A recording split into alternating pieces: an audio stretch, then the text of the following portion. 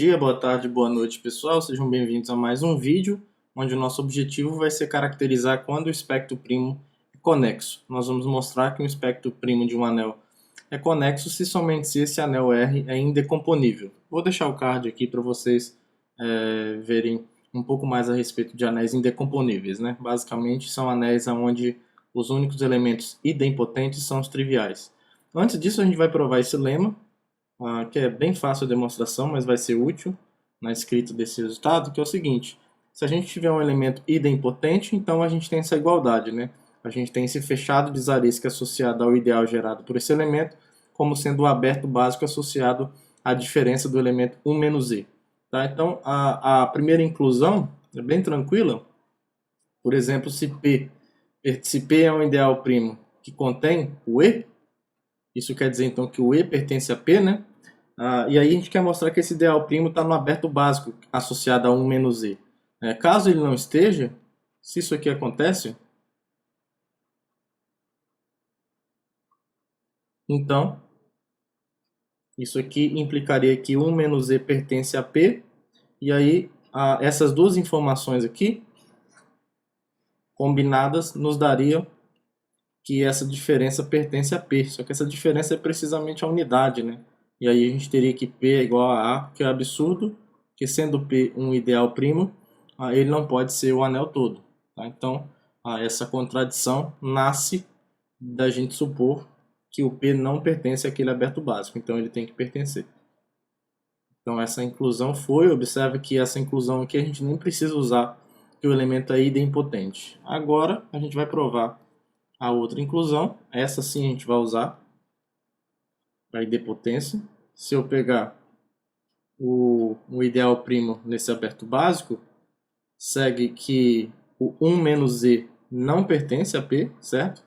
Só que como o E é idempotente, a gente tem isso daqui, ó. 1 menos E vezes E é igual a E menos E ao quadrado, e isso aqui é zero, né? Já que o elemento é idempotente, e o zero pertence a P, certo? Agora, esse produto pertence a P, e P sendo um ideal primo,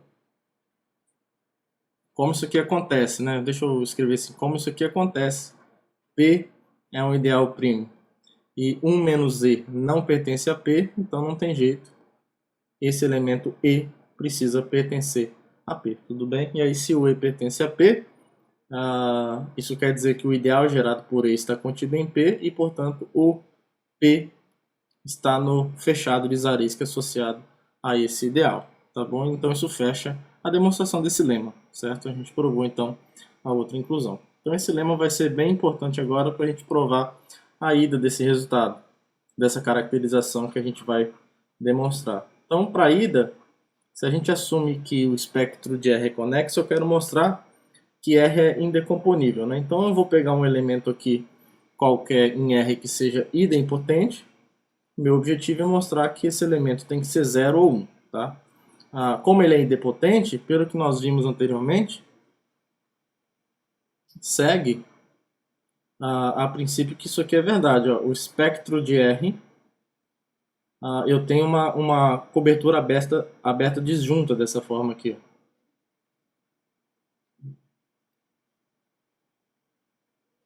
Certo?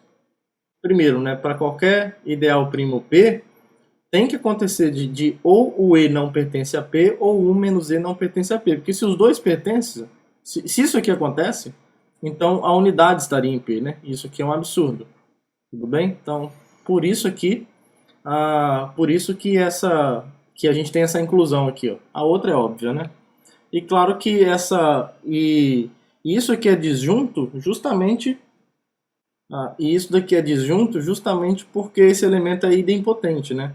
Se você tiver alguém na interseção ali, se tiver um ideal primo P, tal que 1 menos E e o E não pertence a P, ou seja, né, se isso aqui não fosse disjunto, então você teria um P aqui e um P aqui, isso aqui implicaria que o produto, já que o ideal é primo, isso aqui não pertenceria a P, só que isso aqui é zero. Tá? Isso aqui é zero porque o elemento é idempotente. Tá? Então isso aqui seria uma contradição. Tudo bem? Você teria um ideal primo que não contém um elemento neutro. Tá? Então, de fato, a gente tem essa união disjunta aqui. Então, isso daqui ó, é uma cobertura aberta disjunta. Cobertura aberta disjunta, certo? E aí, sendo uma cobertura aberta disjunta, como o espectro é conexo, a gente está assumindo que ele é conexo, então um desses caras tem que ser vazio. Um desses abertos precisa ser vazio, né? Então, ou esse cara aqui tem que ser vazio, ou o espectro, o aberto básico associado a 1 menos E tem que ser vazio, tá? Só que isso aqui vai implicar no seguinte: se for esse o caso do aberto básico do E ser vazio, quer dizer que o E está na interseção de todos os ideais primos, né? Já que não tem nenhum ideal primo tal que o E não pertence a P, é porque o E está na interseção de todos os ideais primos, que é exatamente o nível radical. Ou é isso que acontece. A mesma coisa para o 1 menos E. Agora, como o E é idempotente, o 1 menos E também é, né? A gente já fez essas continhas antes.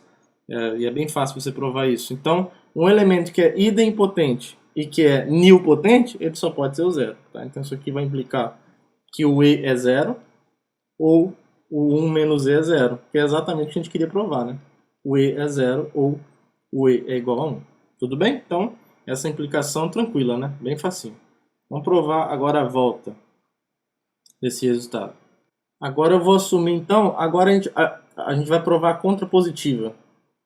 A gente quer mostrar que ser indecomponível implica no espectro ser conexo. Então, a gente vai assumir que o espectro é desconexo e a gente vai mostrar, então, que R é decomponível. Então, suponha que o espectro de R seja desconexo, certo? Então, nesse caso, a gente pode decompor o espectro de R como uma união disjunta, né? Podemos decompor o espectro de R como uma união disjunta de dois fechados disjuntos e não vazios, certo? Então podemos decompor o espectro de R como uma união disjunta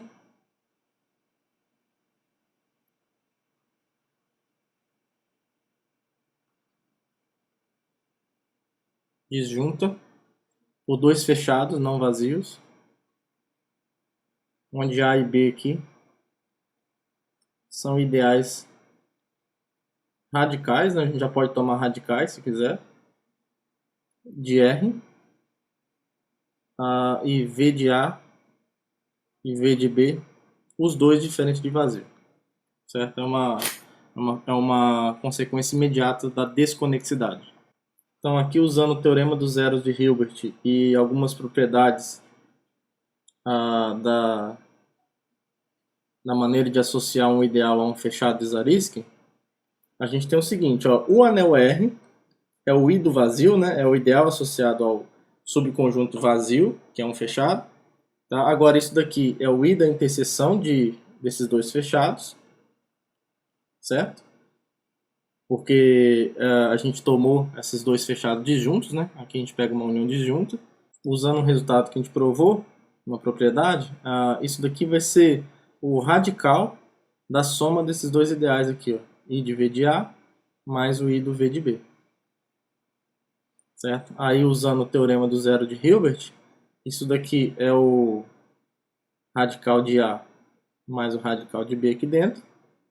Certo? E aí, portanto, como a gente já tomou ideais radicais, isso aqui já seria igual mesmo se os ideais não fossem radicais, mas enfim, como eles são, melhor ainda, né? Então a gente tem isso daqui, ó, que o radical de A mais B é igual ao anel R. Assim, olha o que acontece, ó, o 1 está no radical desse ideal soma, e portanto isso com certeza para a unidade vale, né? Se uma potência da unidade está no ideal A mais B, é porque a própria unidade está ali, certo? Então, isso quer dizer que A e B são comaximais, né? A e B são ideais comaximais. E aí a gente pode usar o teorema o teorema chinês dos restos. Se eu tenho A e B ideais comaximais de R, então pelo teorema chinês dos restos, o que a gente vai ter? O R cosentado pelo produto desses dois ideais é isomorfo ao R quocientado por A, produto R quocientado por B. Tá? E como esses dois caras são não vazios, ó, como o V de A é diferente de vazio e o V de B é diferente de vazio, a gente tem então, lembra que o V de A é homeomorfo, né, ao espectro primo desse quociente, e isso aqui então tem que ser diferente de vazio, e esse espectro primo aqui também tem que ser diferente de vazio. Certo? Então, em particular, se esses dois anéis possuem ideal primo, né, então eles são não nulos, certo? Porque no anel nulo você não tem ideal primo nem maximal. Tá? Então isso implica que esses dois anéis são diferentes de zero. E por que isso é interessante? Porque a gente conseguiu decompor esse anel quociente como produto direto de dois anéis não nulos. Então isso aqui diz pra gente, a gente provou isso em algum vídeo aí no canal, isso aqui nos diz que esse anel aqui é decomponível. Um resultado clássico, né? Um anel é decomponível se somente se ele pode ser decomposto como produto de dois anéis não nulos. Tá? Agora, a gente sabe, caso isso aqui aconteça, se esse ideal tiver contido no nível radical do anel R, a gente pode concluir, isso é um resultado que a gente tem também, a gente pode concluir que o anel R original é decomponível, que é o que a gente quer.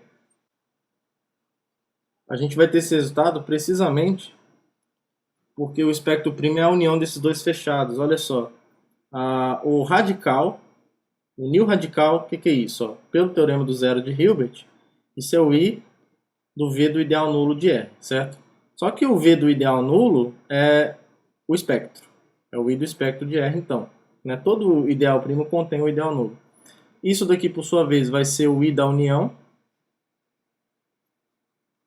E a gente sabe que o I da união é a interseção dos Is. Resultado clássico do ideal associado a um fechado. Isso daqui é o radical de A intersectado com o radical de B, que por sua vez, como o ideal é radical, isso daqui não precisava, mas a gente tem isso aqui. Isso é a interseção de A com B que contém o produto dos ideais, né? Na verdade, isso aqui é um igual, tá? Aqui vale a igualdade porque esses ideais são comaximais, então o produto é igual à interseção. Mas a gente não precisa, a gente só precisa dessa inclusão. Então, logo, a gente tem isso daqui. Na verdade, a gente tem igualdade, mas para nós aqui para nós aqui só importa essa inclusão.